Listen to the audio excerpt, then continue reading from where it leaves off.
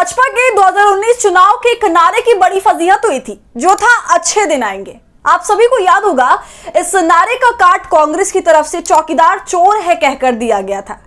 तो भाई नारा तो दिया गया, मगर अच्छे दिन आज तक जनता को दिखे नहीं। और इस पूरे समय में भाजपा की बड़ी फजीहत हुई थी कि सिर्फ खोखले वादे किए, कहीं अच्छे दिन नहीं आए। तो देखिए दोस्तों, जनता के भले ही अच्छे दिन नहीं आए, मगर बीजेपी पार्टी के अच्छे दिन तो तभी से चल रहे हैं। सत्ता की मलाई जो खा रहे हैं और जनता को मिल रहा है ठन ठन गोपाल। खैर, इस बार जो चुनाव हो रहे हैं उसमें भाजपा के अच्छे दिन अब नजर नहीं आ रहे। जी हां, जिस तादाद में विधायक सांसद बीजेपी को लात मार रहे हैं, उसके साथ बगावत कर रहे हैं, वो चौंकाने वाला है। आने वाले कुछ ही वक्त में महाराष्ट्र, झारखंड, यूपी, दिल्ली सभी जगह चुनाव होने वाला है। और इस बीच दनादन बीजेपी के नेता पार्टी को छोड़कर दूसरी पार्टियों में जा रहे हैं, और वो भी अकेले नहीं, बल्कि अपने साथ 2-3 और नेताओं को ले जा रहे हैं। और ये सिर्फ एक राज्य की बात नहीं है, ऐसा अब तक लगभग 3 राज्यों में हो चुका है। जी हां, इस तरह नेताओं का पार्टी को इतनी तादाद में छोड़कर जाना, वो भी चुनाव के वक्त, ये बहुत बड़ी बात है। और बीजेपी के तो पसीने छूटने वाली बात है, भरपूर टेंशन वाली बात है दोस्तों। अब मोदी कहां कहां जाकर अपने विधायकों, सांसदों को वापस लाएंगे। एक जगह का मामला सेट होता है तो दूसरी जगह का बिगड़ जाता है, लगे हाथ तीसरी जगह का भी बिगड़ जाता है। मतलब भाजपा ने सत्ता पाने की होड़ में अब इतनी ज्यादा तिकड़मबाजी कर ली है ना, कि खुद उसके पार्टी के मेंबर भी अब परेशान हो गए। भाजपा से अपनी पार्टी संभाली नहीं जा रही है, क्योंकि देखिए, बीजेपी में कुछ भी सिंपल तो है नहीं, और दांव पे जितना ज्यादा है कि वो किसी आम आदमी के समझ से बाहर है। और जब कहीं इतना दांव पेच रहेगा, तब घमासान तो मचेगा ही मचेगा। अब वही हो रहा है, अपनी चाणक्यगिरी के चलते आखिर पीएम मोदी किस किस को खुश करेंगे। एक को खुश किया, उसके हिसाब से सीटों का टिकट दिया, तो दूसरा नाराज। अब बस ऐसे ही सिलसिला भाजपा के अंदर चला आ रहा है और गुटबाजी चरम पर है।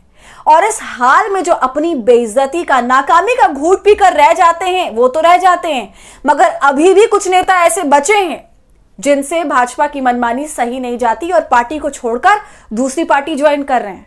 तो भाई पूरा मामला क्या है और फिलहाल भाजपा की क्यों नींद उड़ी हुई है, और उसके अलावा सियासत की जानकारी रखने वालों ने क्या बड़ा खुलासा किया है, ये सब आपको इस वीडियो में बताऊंगी। वीडियो बहुत दिलचस्प होने वाली है दोस्तों, क्योंकि मुद्दा ही ऐसा है। तो वीडियो को अंत तक जरूर देखिएगा। नमस्कार, आदाब, आप देख रहे खबर अड्डा और मैं हूं आपके साथ सुम्बुलीरम। क्या भारतीय जनता पार्टी के वादे केवल राजनीतिक भाषणों तक ही सीमित है? क्या पार्टी जनता के हित के लिए काम नहीं करती है? अब ये इल्जाम हम नहीं लगा रहे हैं, बल्कि राजनीतिक गलियों में सियासी जानकार बीजेपी के ऊपर इस इल्जाम को मढ़ रहे हैं, और वो भी तब जब सियासी हलचल काफी तेज है। दोस्तों, चुनावी माहौल अपने चरम पर है। राज्यों में आगामी विधानसभा चुनाव और साथ ही उपचुनाव को लेकर पार्टियों ने अपनी कमर कस ली है और एड़ी चोटी का जोर लगा रहे हैं। मगर सत्ता पक्ष ये जोर लगाकर भी शायद अपने नेताओं को खुश नहीं कर पा रहा, और ऐसा लग रहा है कि ये चुनावी फीवर कहीं ना कहीं बीजेपी के लिए मुश्किलों भरा होने जा रहा है।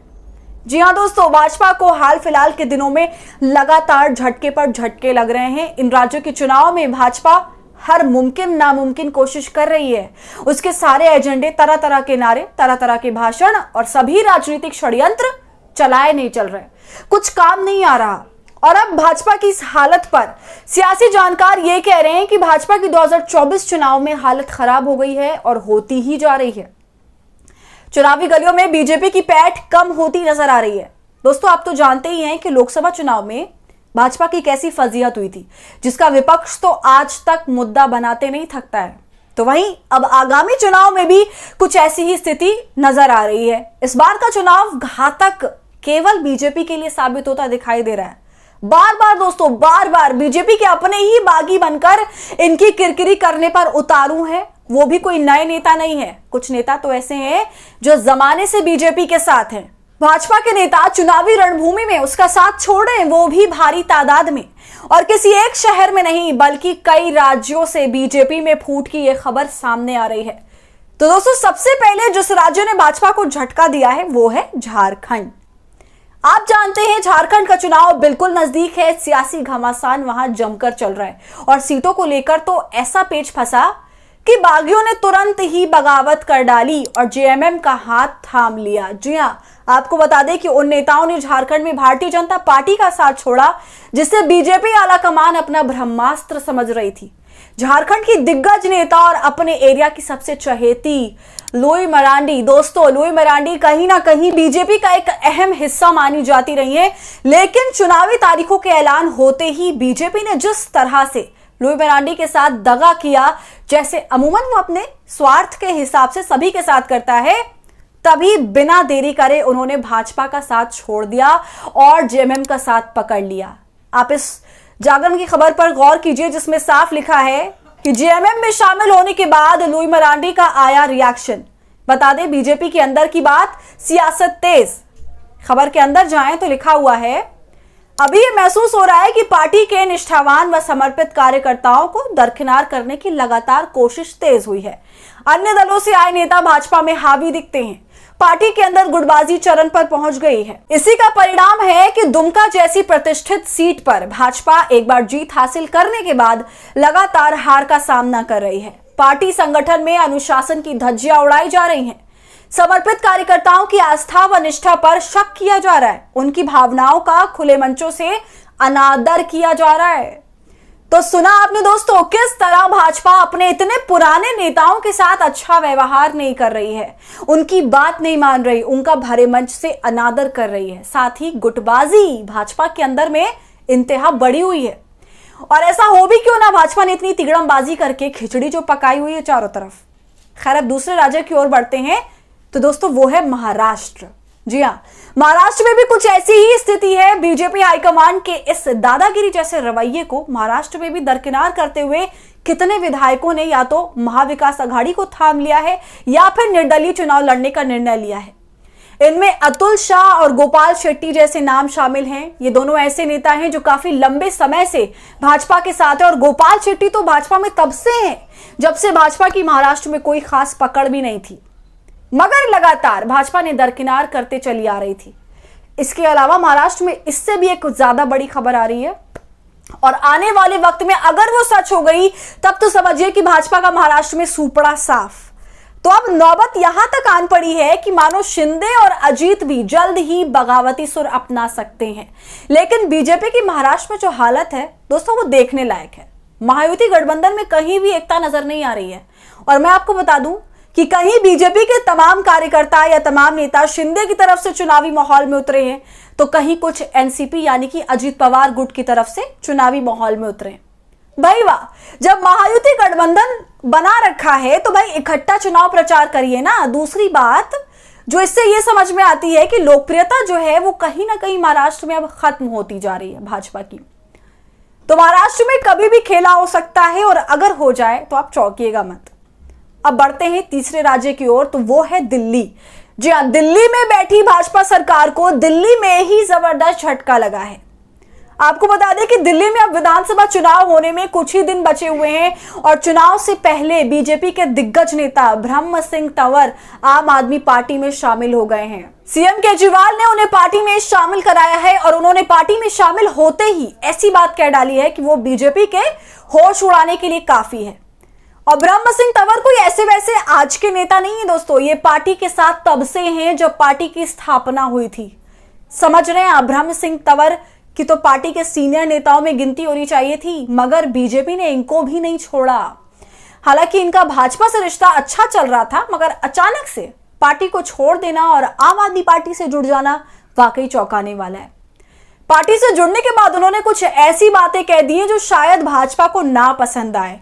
उन्होंने कहा कि मैं बीजेपी से संबंध तोड़कर केजरीवाल के साथ काम करने का मन बना चुका हूं। मैं अपने क्षेत्र में पूरे एनसीआर में अब तक सेवा करता रहा हूं, अब अरविंद केजरीवाल के साथ मिलकर अपने क्षेत्र की सेवा करूंगा। इसके बाद उन्होंने कहा कि मुझे काम करने के लिए अच्छा प्लेटफॉर्म मिला है, इसलिए मैं बीजेपी को छोड़ रहा हूं। पहले आप उनका वो बयान सुनिए। आज पूरा मन बना करके मैं भारतीय जनता पार्टी से अपने संबंध तोड़कर और आम आदमी पार्टी में माननीय श्री अरविंद केजरीवाल जी के साथ काम करने का पूर्ण रूप से मन बना चुका हूं और इन्हीं के कर कमलों द्वारा ही मुझे आज पार्टी में शामिल होने का सौभाग्य प्राप्त हो रहा है। मैंने क्षेत्र में और अपनी विधानसभा में और दिल्ली में भी, आसपास भी, मैं ये भी कह सकता हूँ कि पूरे एनसीआर में भी, जब से बाल्यकाल से लेकर के अब तक क्षेत्र की पूरी सेवा की है। जो भी मेरे से बन पाया, चाहे वह रोजगार को लेकर है, चाहे क्षेत्र के विकास को लेकर के है, चाहे अपने जिस पार्टी में मैं रहा उस पार्टी को नाम आगे बढ़ाने की कोशिश करता रहा। लेकिन अब मैं पूर्ण रूप से मैं आम आदमी पार्टी के साथ जुड़ा हूं, पूरे मन से जुड़ा हूं। तो अब तंवर की इसी बात को लेकर कई कयास लगाए जा रहे हैं कि उन्होंने ऐसा क्यों कहा। क्या भाजपा जनता के हित में काम करना नहीं चाहती, या फिर अपने सांसदों को, विधायकों को प्रोत्साहित नहीं करती कि वो क्षेत्र का काम करें? क्या वे भाजपा से संतुष्ट नहीं है कि वो उस पार्टी में रहकर जनता के लिए उतना काम नहीं कर पाए जितना कि वो चाहते थे? खैर, अब हो सकता है कि ब्रह्म सिंह तंवर छतरपुर से आम आदमी पार्टी के टिकट से चुनाव लड़ सकते हैं। तो दोस्तों, आपको इस पूरे मुद्दे पर क्या लगता है? और जो बैक टू बैक भाजपा को झटके लग रहे हैं, क्या उसका असर चुनाव पर पड़ेगा? हमें अपनी राय कमेंट कर जरूर बताइए। वीडियो पसंद आई हो तो इसे लाइक और शेयर करें और खबर अड्डा को यूट्यूब पर सब्सक्राइब कर लें।